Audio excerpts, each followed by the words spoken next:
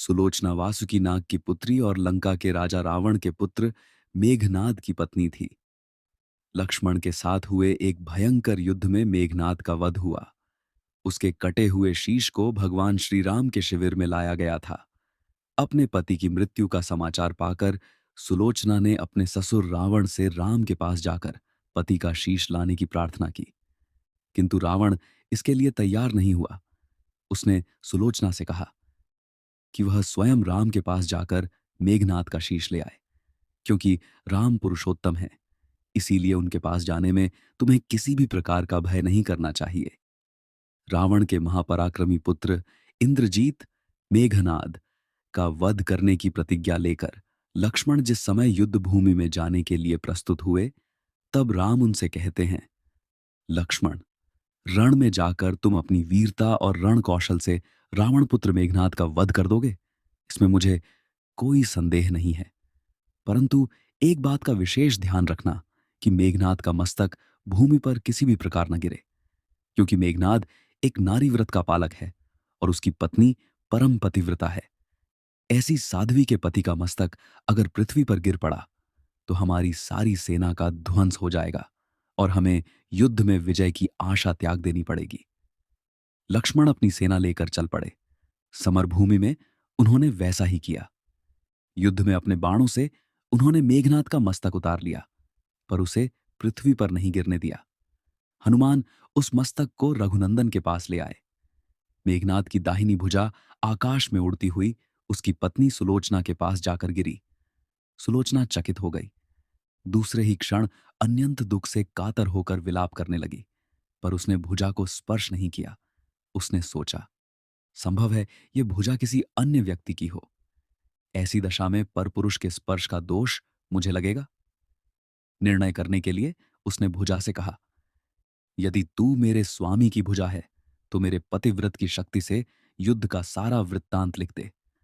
भुजा को दासी ने लेखनी पकड़ा दी। लेखनी ने लिख दिया, प्राण प्रिय, यह भुजा मेरी ही है।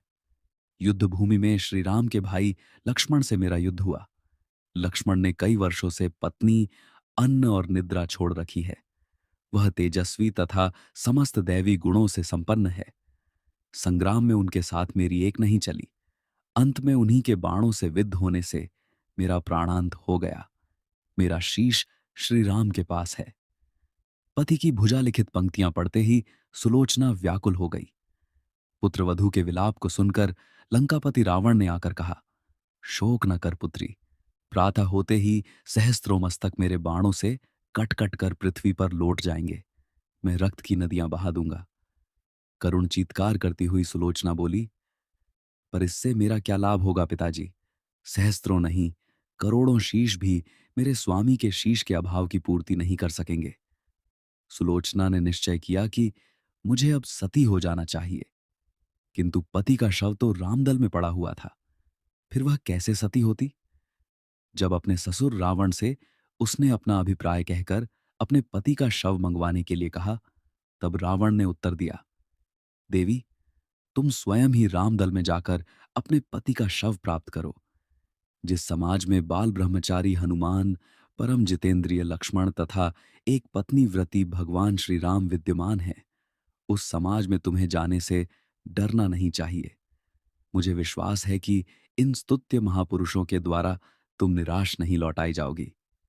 सुलोचना के आने का समाचार सुनते ही श्री राम खड़े हो गए और स्वयं चलकर सुलोचना के पास आए और बोले, देवी, तुम्हारे पति विश्व के अन्यतम योद्धा और पराक्रमी थे। उनमें बहुत से सद्गुण थे, किंतु विधि की लिखी को कौन बदल सकता है? आज तुम्हें इस तरह देखकर मेरे मन में पीड़ा हो रही है। सुलोचना भगवान की स्तुति करने लगी। श्री राम ने उसे बीच में ही टोकते हुए कहा, देवी, मुझे लज्जित न करो।